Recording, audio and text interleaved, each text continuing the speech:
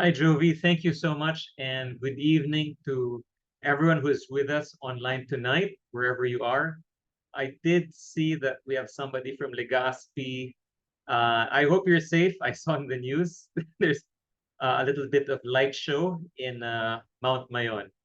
Anyway, if you're new to this, like what Jovi said, each week we cover a different book that hopefully you can apply in your life, personal or professional. And it's often about mindset, success, habits like that. Let me add my spotlight. Yeah, now you can see me. Uh, and also about strategies to help you be more productive. And that's more of our topic for tonight. We're going to talk about uh, the virtue or the virtues of being an essentialist. This is actually uh, something that was very timely for me because there's a lot going on in life today. I'm sure the same with you. And I really appreciated this book by Greg McKeown. Uh, Hopefully, you'll be able to take something from my sharing tonight and apply it with your chores, with your tasks at work, with the things that matter to you. Hopefully, so that you can really focus and do the things that you think are really, really important to you. Because if there's any major lesson in this book, anything I took away, it's that you can't do everything as much as you want to. You can't be good at everything. A lot of the times, society glorifies the idea of multitasking, of us being able to do many things at once. Certainly, your phone will allow you to do a lot of things: take pictures, message people, check email, look at websites, find out recipes. You know, however, our brain doesn't work like a cell phone. It can only focus on one thing at a time. So this is really has reading this has been an exercise for me on identifying what really matters. But anyway, before we get to that, I need your help. Okay, I want this to be interactive. We're gonna do a little bit of a game. Well, for me, it's a game, but I want to get your input. So thanks to those who are replying earlier. I will need your help replying in the chat box, and Jovi just helped me out and monitor what people are saying. Okay, so I want you to imagine that for some reason, maybe you're in a plane, maybe you're in a boat, you got stranded in an island, a deserted island that looks a little bit like this. So it's not that big, it's just good enough for you. When you look to your left and to your right, it's just sea, it's just water. And you're supposed to wait it out. I don't know, survive in this island. There's nobody else around. It's just you and these birds and some fish. So you're stuck on the island. Now, I'm going to show you a variety of different items that you can bring with you to the island. However, the trick is you can only choose three things. You can't bring everything. So I want to find out what you want to bring to this deserted island. Okay. I will read it out very quickly, but please use the chat box and tell me the three things you're going to bring. Will it be fruit and vegetable seeds, a Swiss knife, a net, a radio, rope 100 feet, guitar, camping tent, a book, an inspirational book like the Bible or something else that will keep you busy when you're reading, a water filter bottle, some kerosene, some fuel, toiletry kit, a pet. Maybe you want to bring a pet with you, a flashlight, first aid kit, or a whistle. So I'll give you a few seconds to use the chat box and share with everybody else who's with us tonight. What are the top three things that you think are essential for you to survive in this deserted island? Sorry, I did not put junk food, but I'll give you a moment to answer. And please take your time to read it. This is actually a team exercise that they do, but I think it's very appropriate as well for tonight's topic. All right, thank you. The Early Bird Award goes to Romina, who says that her important things are a water bottle, a first aid kit, and a flashlight. Okay, thanks so much, Romina. If you don't mind, could you also explain why you want those things? For Aris, it's water bottle, Swiss knife, and whistle. For Jovi, it's camping tent, water filter, toiletry kit. Chanda says toiletry kit, Swiss knife, flashlight. For Titus, it's first aid kit, Swiss knife, water filter, bottle. Thank you so much. Loreto, you will bring radio, rope, flashlight. Fair enough. Nobody wants to bring a pet. Rio says water bottle, Swiss knife, and 100 feet of rope. Sure. I hope you know how to tie knots, okay? Because that's something they teach in the Boy Scouts. Francis, water bottle for hydration, tent for shelter, seats for food. Yeah, thank you so much. So you guys are great. I appreciate all of your answers. There is some variety. Some of you want to bring a knife. Some of you, a water bottle is non-debatable. Okay, it's a given. I like that some of you said toiletry kit. You're deserted in an island, but hey, I need to brush my teeth. I need to clean my face. So that's valid. I'm looking for any outliers that okay. Yeah, radio. Okay. So take a screenshot if you're not yet done. But anyway, the thing is, no answer is wrong. Okay. The thing is, your answer will depend on what is important to you. What's your goal? Okay. So if your goal is to really wait it out, then maybe you want to have water and food. But if your goal is to call for help to SOS, then maybe you want to bring a radio and try to hack it and find a way to communicate with someone. And maybe for others, they want to be comfortable. They have their toiletry kit, their tent, what have you.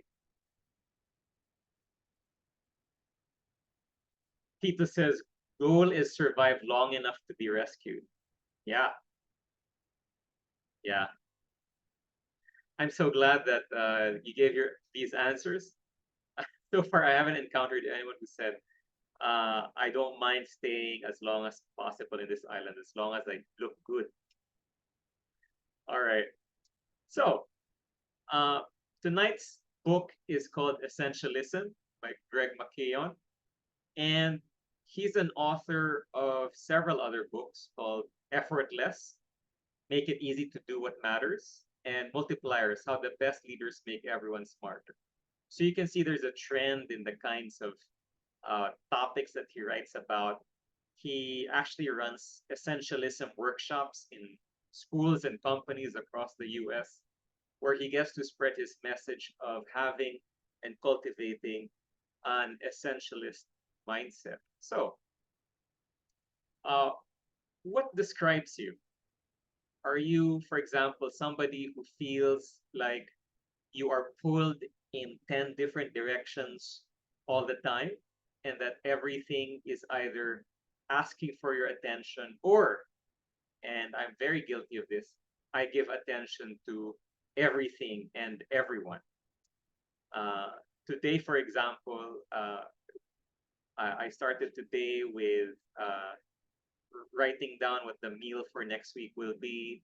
And then I had to bring the dog to the groomer. And then I had to drop by a neighbor's place, and we're working on something for the community. And then I had to finish these slides. I had another meeting in the afternoon. And then kanina, there was actually a small family reunion. And I was able to finish the slide. So there was a lot of things happening today. Does that describe you almost every day? Because that is the life of a non-essentialist. Your energy just gets dissipated in all directions.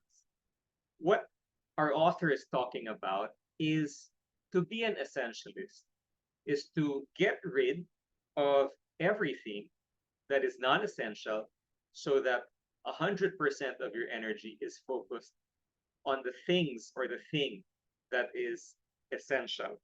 Essentialism isn't about getting more done in less time. It's about getting only the right things done. So what is important to you in that deserted island activity? Is it water? Is it food? Is it shelter?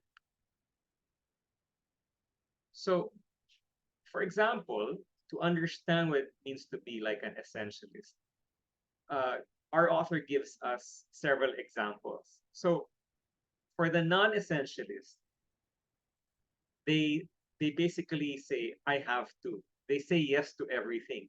Oh, I have to do this, I have to do that. Whereas the essentialist decides that they have options, that they have a choice to make. And we'll get to that in a bit. But their mantra is, I choose to. They are in control of their life. The non-essentialist says everything is essential. Actually, when everything is essential, nothing is essential. It's like uh, sometimes I ride the MRT with my wife. We're expecting a baby in about a month's time, and we get to ride in the special section for the pregnant women. However, it's also the section for the elderly and for PWDs. So when we're there, everybody is special and nobody is special because everyone has a right to sit down, to pass, to get special treatment. So the essentialist says almost everything is non-essential. Most of the noise around us is exactly that. They're just background noise. They're just distractions. The non-essentialist says all opportunities are equal, but the essentialist says, I am looking, I want the right opportunity. There's a million ways to make money, for example, but there is basically just a handful or maybe just one way that you could make money in a very specific fashion. Maybe you want to have a balance of time and money, for example. Okay. Maybe you want to own your own business, but you don't have capital. Maybe you don't have the time. Maybe you don't have coaching. So what's left for you? Okay, if you wanted to go into business and you didn't have those things. So the essentialist says, and they are scanning, they are looking for the right opportunity.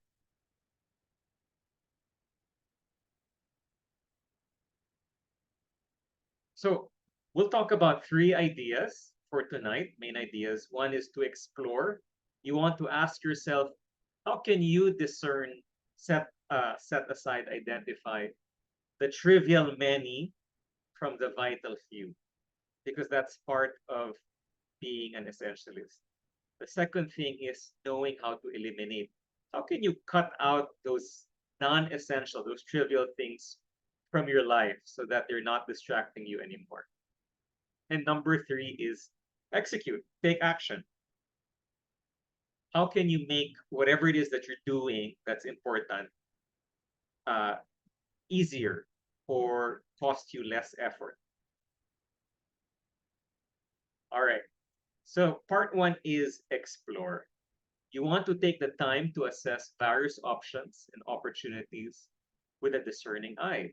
So, for example, uh, you are in a restaurant, you are given a menu, If you're anyone like me, it takes me about 20 minutes to decide on what to eat because I look at everything on the menu. I double check, I look at the description, I talk to the waiter, I look at the price, I try to like make sense of it. And some of you, the first thing you see on the menu is what you want to eat. That's as simple as that. So in this first part, the author says we need to exercise our ability to pick out in a crowd or in a set what is really important to us, whether it's in work, whether is checking too many emails distracting you, is social media taking away your vital attention span, is there something in your life that you're busy with but actually doesn't contribute to some personal improvement or raising your status in life? So that's something to think about. There are many suggestions. I won't have time to explain everything. But one thing is our author wants us to look for sacred time and sacred space. Time to be able to think, to be able to compare, to be able to weigh the pros and cons of every situation.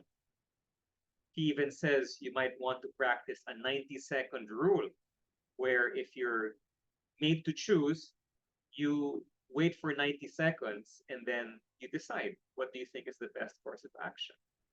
Uh, we're also going to go into the topic of saying yes to everything. That's not good. You can, if you say yes to everything and you try to please everyone, you don't please everyone. In fact, you don't even please yourself. You become tired and overextended. So you want to find space to read during the day. Maybe during your lunch break, you want to move to a different room. Maybe after hours, you have about 30 minutes to decongest, listen to music, or read a book. Something, anything that will change your mind, put your mind in a different location so that you can think properly before jumping back into quote unquote the real world.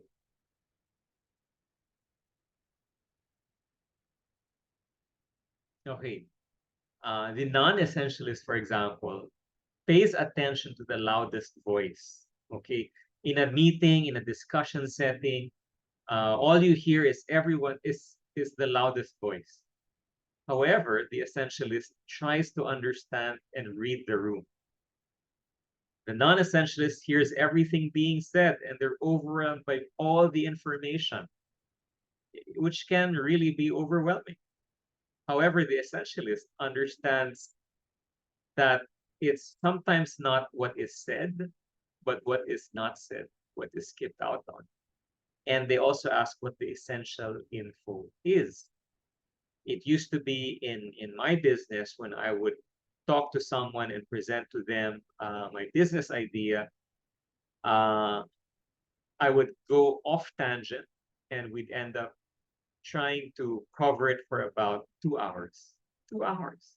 Nobody has that kind of time today, and especially not after TikTok, where we're all used to understanding something in less than 30 seconds.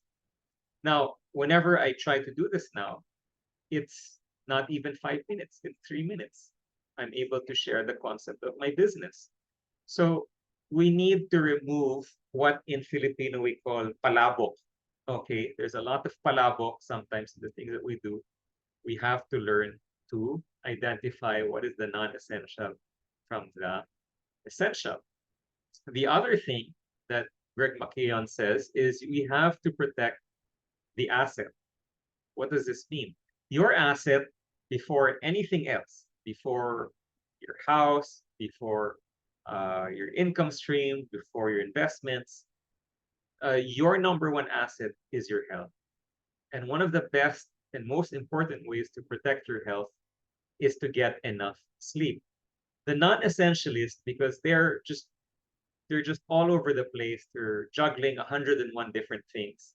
Uh, they get tired, but they think that being busy is a good thing.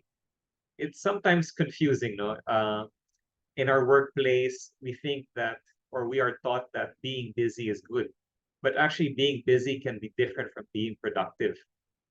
So when you're stretched too thin, when you're doing so many things, when you lack sleep, eventually you're paying another cost. Okay. And that is the cost of your health. And we'll talk about the idea of trade offs that even if you want to do one thing, you'll have to give up another. But is it worth it? Protect your sleeping schedule. Sleep at the right time and sleep 7 to 9 hours a night. In Syzygy, we actually have a wellness program which we uh, share with people. We coach people on winning back their health. And one of the areas that we discuss is sleep health. That's something that's very understated today. Part two is eliminate. You want to focus on what truly matters and remove everything else. Uh, if you had to choose between A and B, or maybe A, B, C, D, E, F, G, uh, you need to understand that you cannot have everything. Years ago, I worked as a freelance writer for some food magazines. And one of my assignments, one of my articles actually, was to find out the top 10 cheesecakes in Metro Manila. To find out the top 10 cheesecakes for about a month, I went around Metro Manila eating about 25 cheesecakes to find out what my top 10 would be. And you know what? I could not eat the 25. I could not finish them. I was almost throwing up after eating all that. So days would go by that I would eat 5 cheesecakes a day, ganyan, try to finish it. It did not work out. You cannot have everything and win. We need to understand that uh, with everything, there is a price, there is a cost. If you want this, you have to pay that. If you want to have something else, it will cost you this.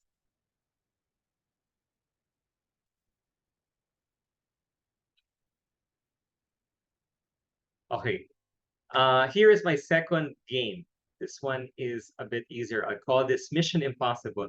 We have three companies here, Lego, Starbucks, and Marvel. And I want you to match the company with their mission statement. And let's see if you can match it correctly. Okay. Uh, Statement one says a vision as far reaching as our stories. Statement B, to inspire and develop the builders of tomorrow.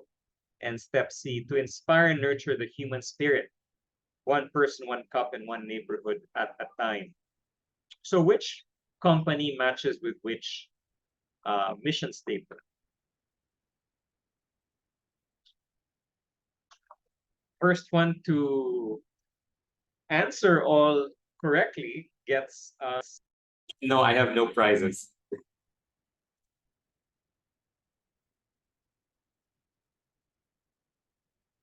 Okay. Thank you so much, Jovi. Um, yeah, I think I did this too easy. Okay. Ari says Lego B, Starbucks C, Marvel A. Okay. Actually, if you notice, there are clues in their mission statements, if you notice. Stories, builders, one cup. Now, these are examples of winning mission statements. They're actually very, very clear. But for many organizations out there, their mission statements are the opposite. They're very vague. The mission statements, for example, are uh, to be the best in our industry, okay, or to treat our customers as number one, or to create high quality products. Those are not very good mission statements because, according to our author, because they are very, very vague. The truth is, successful mission statements cut out the non-essential. They remove the hoity-toity, high-mindedness, the motherhood statements. They focus on what is it that they really do, what is their goal, and what is how do they help others achieve that. So with Lego, it's about building and creativity. You understand that. With Marvel, they have stories which are out of this world that bring us to new destinations. Now they're movies. With Starbucks, it's about community and inspiring people, raising spirits, not just uh, philosophically, but literally by drinking caffeine. Tito says to provide what your soul is craving for. Yeah, absolutely. So, what is your mission statement in your company? Or maybe you might also want to have a mission statement for your life. What, since you are a brand, what what would be your mission statement? Okay, would it be you want to inspire others? How would you do that? Would you want to be known as the best in your field, to be remembered by everyone? In what way? What are your metrics? Remember that if you don't prioritize your life, someone else will. The whole idea is for you to make decisions, to clarify, to remove the distractions, and make decisions which to you are number one, your own, and number two, things that will help improve your life. This is what we call life by design, and we're very big into that here at Syzygy. The opposite is living life by default, and that means other people get to choose and make decisions for you and I. I don't know if that's a good thing for you. That doesn't sound exciting for me. Whether it's uh, somebody else decides the future of my child, my family, where we live, what kind of car we drive, what vacations we can take. For many people, it just is a given. This is all that's available to me, and I just get to pick from ABC. But in our community at Syzygy, we actually tell people uh, to dream big, to look at all of your options, to realize and accept that the only limitations are the limits we put on ourselves. The other part of this is when we say yes to everything. I mentioned that earlier. Are you the type of person who says yes to everything? Because that describes me very well. I'm so afraid of saying no because I'm afraid of disappointing others or hurting their feelings or insulting them. So my no is my yes is yes. Okay, whatever.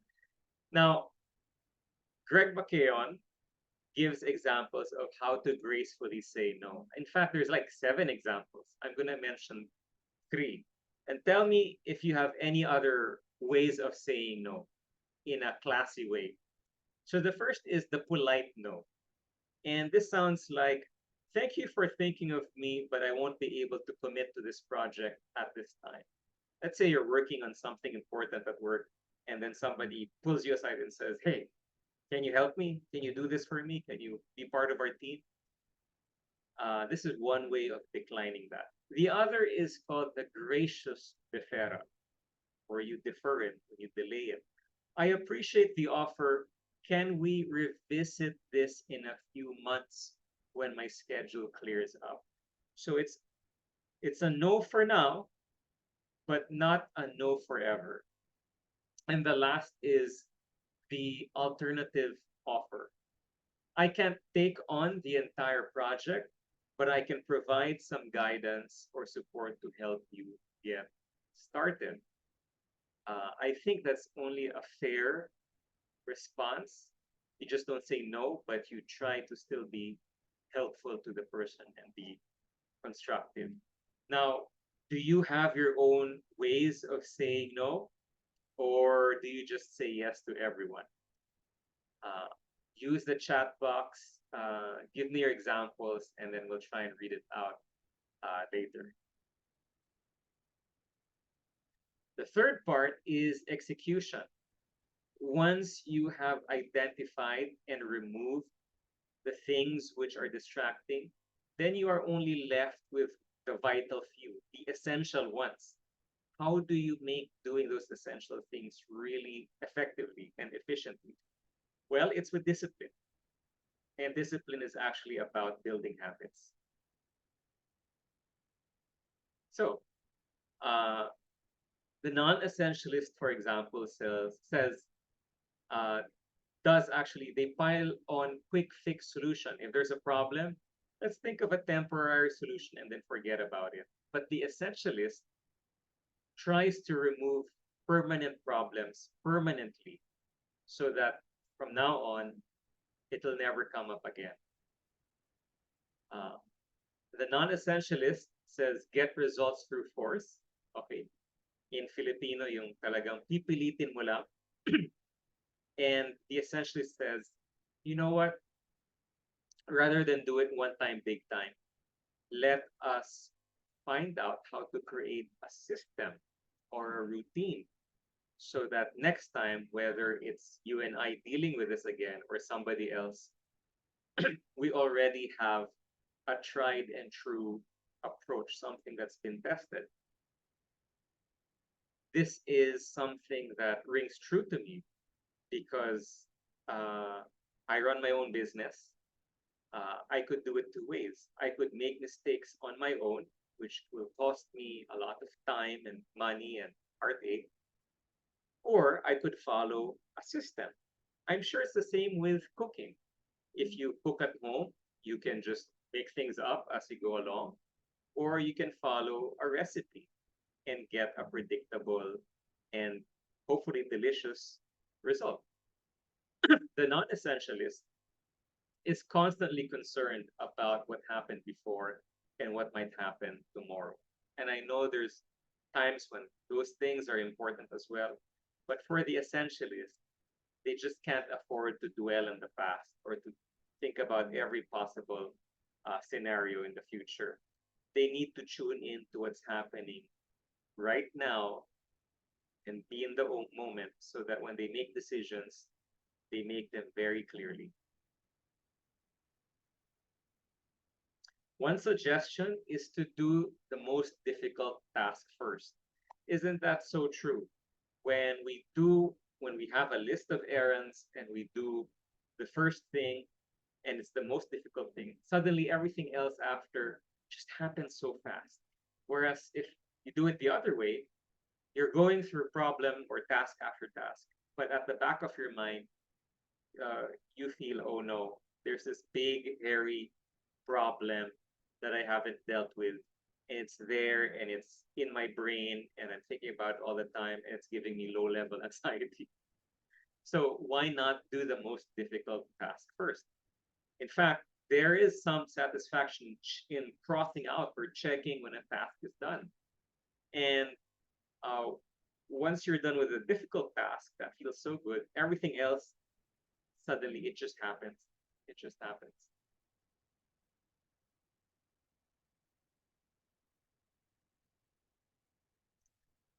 Uh, Thanks, Chad. Chad has his own example of saying no.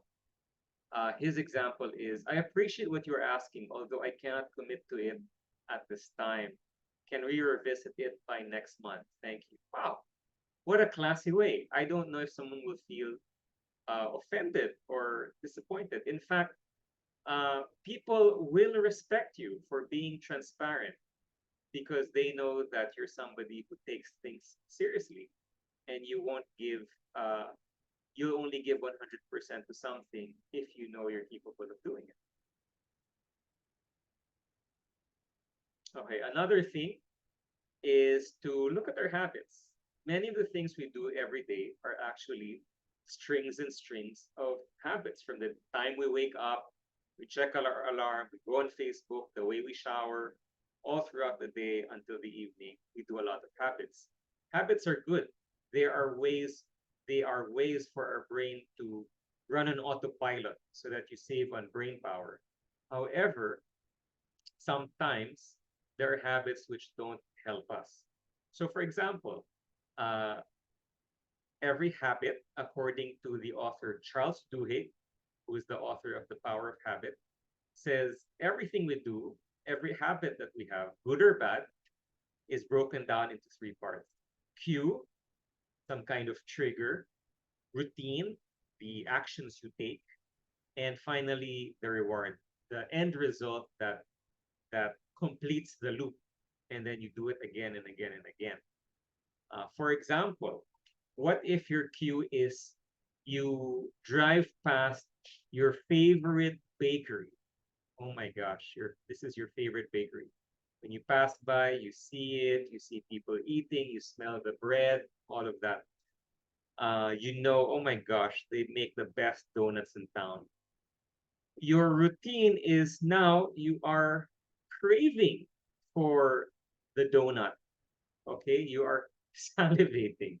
Um, my dogs, when they see food they like, they just salivate talaga. Uh, and your end result is, I like a donut, I'm gonna eat that donut, and you end up eating one or several. That's a basic example. For many Filipinos today, about almost 40% of Filipinos are overweight. And partly that's to do with our attitude, our relationship with food. Some of us, we see food as something comforting, something as a reward. Many people live to eat instead of eat to live, if that makes any sense. Uh, what if you still have the same cue? You see the bake shop, you see the donut shop, but your trigger changes. Instead of craving, you remember to yourself, you remind yourself, wait, uh, I am craving for this. Actually, I prefer to be healthy. I prefer I prefer the feeling of fitting nicely into my jeans. I like the idea of having six-pack abs. I enjoy being complimented by others because of my physique. And it reminds me I need to follow my weight loss goal. Instead of eating the donut as a reward, as an outcome, you eat a salad. So we can't control the cue. The cue happens all around us. You see a bakery, you see some kind of distraction, somebody calls you, you're on Facebook, and suddenly you're part of a group that's fighting each other on Facebook. You can't ignore it. What we can control is our response, our routine, okay? The way that we think. What if we could hack that? And I invite you, if you haven't read The Power of Habit, check it out. It's a really good book. And that could change the outcome.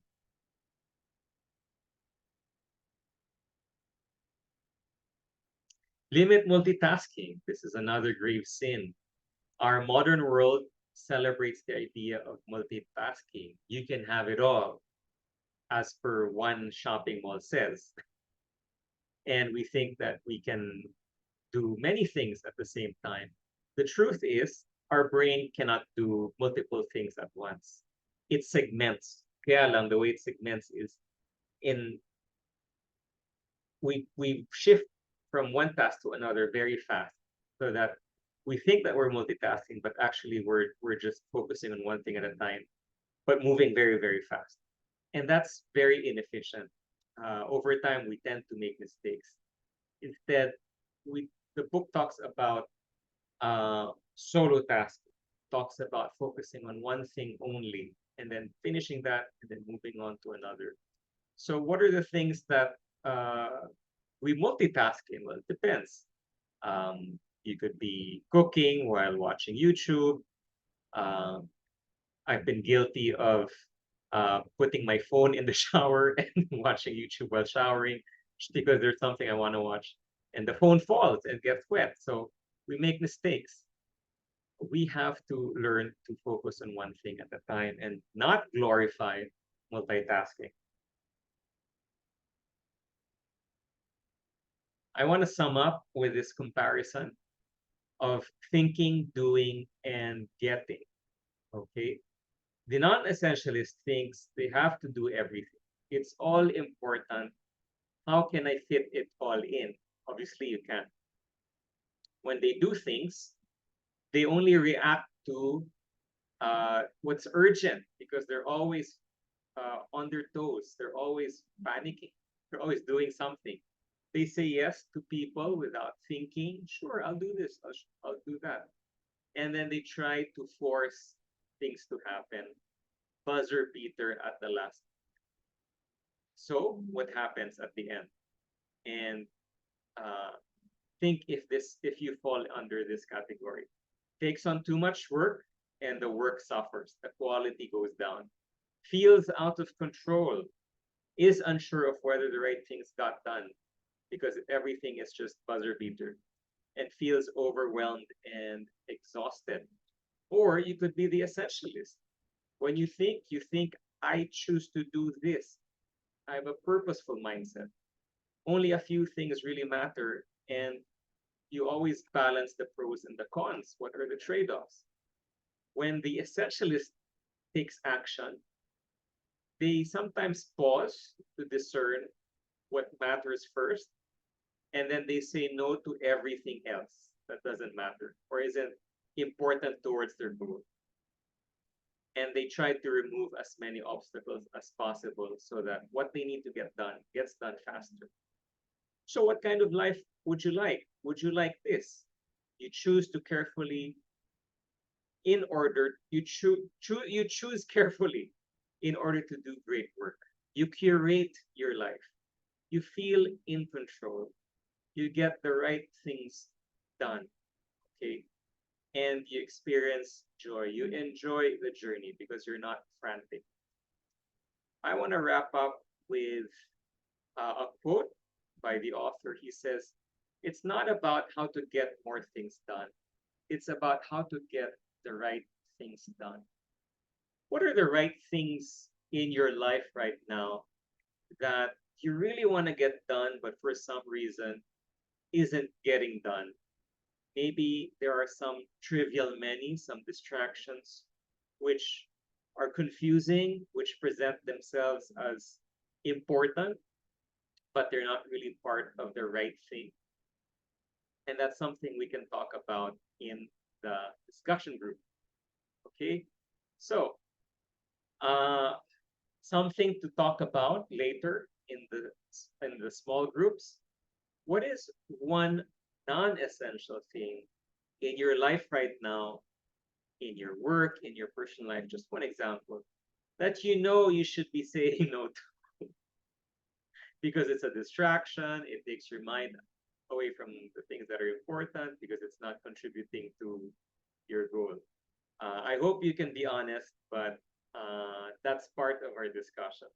So I'm so happy to have shared on this book, Essentialism by McKeown. I'm still rereading it because I'm learning new things as I check things again, and hopefully, you will also read this as well and benefit, and tell me what kind of achievements you were able to do by being an essentialist. So all the best to everyone, and may you be an essentialist in your life.